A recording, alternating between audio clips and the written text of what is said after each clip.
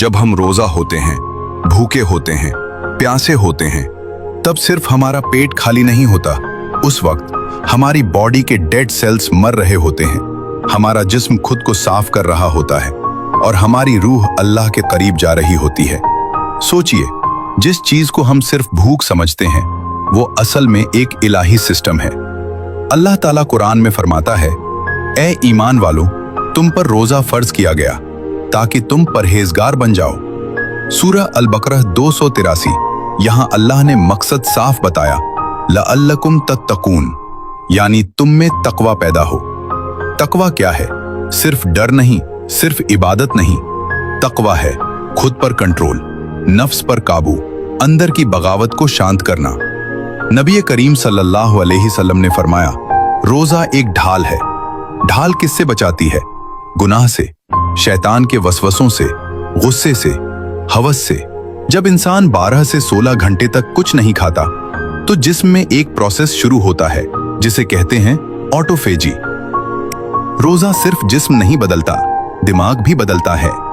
Research बताती है focus improve होता है, मेमोरी स्ट्रांग होती है, मेंटल क्लैरिटी बढ़ती है। इसीलिए रमजान में इबादत में दिल ज्यादा लगता है। जब पेट खाली होता है तो रूह की आवाज साफ सुनाई देती है। दिल और सेहत। रोजा कोलेस्ट्रॉल कम करता है, ब्लड प्रेशर बैलेंस करता है, इंसुलिन सेंसिटिविटी बेहतर करता है। बॉडी शुगर बर्निंग मोड से फैट बर्निंग मोड में शिफ्ट हो जाती है। मतलब रोजा एक नेचुरल मेटाबॉलिक रीसेट है। रोजा असल में एक ट्रेनिंग है। पानी सामने है लेकिन नहीं पीते, गुस्सा आ रहा है लेकिन चुप रहते हैं, भूख लगी है लेकिन सब्र करते हैं। यही है लअल्लकुम तत्तकून। रोजा हमें जानवर से इंसान बनाता है और इंसान से मोमिन। जब आप भूखे होते हैं तो आपको गरीब की भूख महसूस होती है।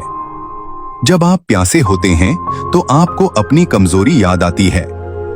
रोजा हमें हम्बल बनाता है और जब इंसान झुकता है तब अल्लाह उसे उठाता है। तो अगली बार जब आप रोजा हों और भूख लगे तो याद रखिए, आपके डेड सेल्स मर रहे हैं, आपका जिस्म रिपेयर हो रहा है, आपका दिमाग ट्रेन हो रहा है, आपकी रूह साफ हो रही है। रोजा सिर्फ भूख नहीं है, रोजा एक ढाल है, रोजा एक इलाज है, रोजा एक इनकलाब है। और शायद इसीलिए अल्लाह ने कहा ताकि तुम परहेजगार बन जाओ।